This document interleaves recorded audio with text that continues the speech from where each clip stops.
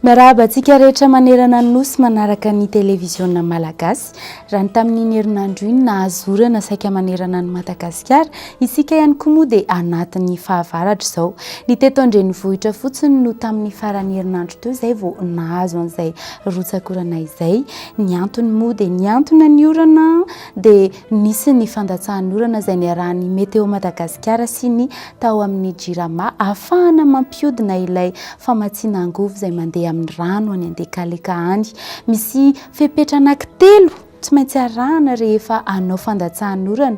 Ny voalohany dia ny fisiana rahona ary reny karazan-drahona mivangongo ireny na cumuliforme. Faharoa manarak'izay ny fisiana noyau de condensation na singa kely madinika kely toy ny vovoka na sira. Ary sira zao no ampiasaina rehefa anatin'izay fandatsahan'ny orana izay, totoina madinika dia madinika ary io no aparitaka eny anatin'ny rahona.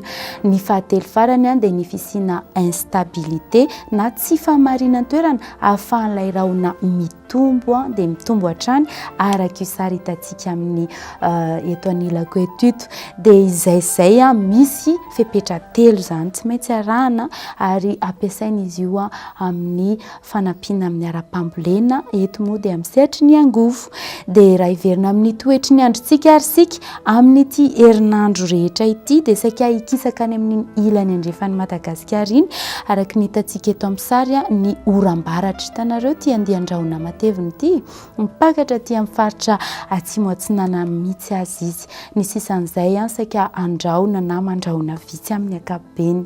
Raha ny rapitso manokana zao dia mahazo orana tandrifin-drahona ny aty amin'ny ilany avaratra atsinanan'ny nositsika satria eo ny alizay.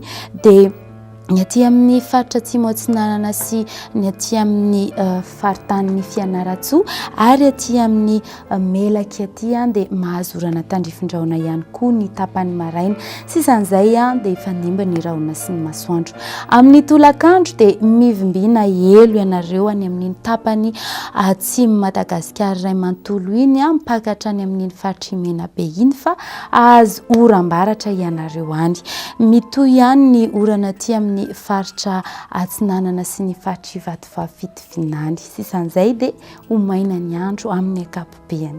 Ny vinavina ho an'ny maripana 5.0 degré Celsius ny ambany indrindra any amin'ny faritra Ivakinankaratra iny ary manodidina ny 4.3 degré Celsius eo ny maripana ambony indrindra raha ho an'ny rapitso any Maheva-Tanàna any. Ho an'ireto firenena vitsivitsy izay atolotra ireto dia ny any Paris zao mandrahona ny andro, ny any Nairobi koa torak'izay, ny any Milan anorana malefaka, Johannesburg anorana tandrifin-drahona iray kotroka ary ny any Bangkok dia ibalika be mihitsy masoandro. Ho an'ny nosy manodidina antsika ny any Maurice La Réunion zao no ibalika ny masoandro fa ny any Comores sy Seychelles dia saika anorana tandrifin-drahona. Dia izay ny mamarana ny toetry ny androntsika androany. Raha herinandro feno fahasoavana ho an'ny tsirairay avy indray. Veloma tompoko.